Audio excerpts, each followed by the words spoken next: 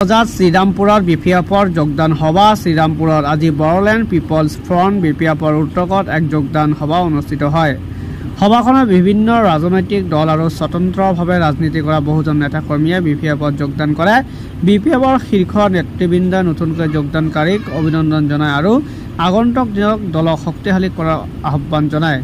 সভাত বক্তাসকলে অঞ্চলৰ পৰিৱেশ উন্নয়ন আৰু জনসেৱাৰ বিষয়ত মতামত প্ৰকাশ কৰি শ্ৰীৰামপুৰ সমষ্টিত এইবাৰ বিপিএফৰ প্ৰাৰ্থী মোকলেছুৰ ৰহমানৰ বিজয় নিশ্চিত বুলি দাবী কৰে।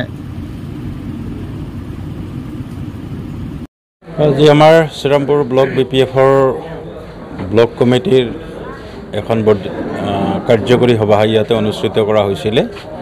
এই কাৰ্যকৰী সভাত যোৱা 6 তাৰিখত আমাৰ গোসাইগাঁৱত অনুষ্ঠিত যি ব্লেচিং ৰেলী হৈ গৈছিলে, সেই ব্লেচিং ৰেলীত আমাৰ ব্লকৰ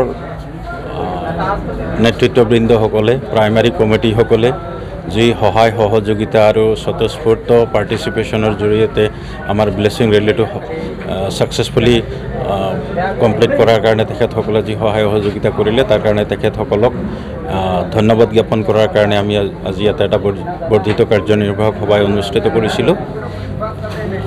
আৰু এই কাৰ্যসূচীটো ইতিমধ্যে সমাপ্ত হৈছে আৰু এই কাৰ্যসূচীত কিছু বিশিষ্ট ব্যক্তি তেখেতসকলে আগত বেলেগ দলত কাম কৰি আছিলে, আজি তেখেতসকলে আহি আমাৰ দলত যোগদানো কৰিছে।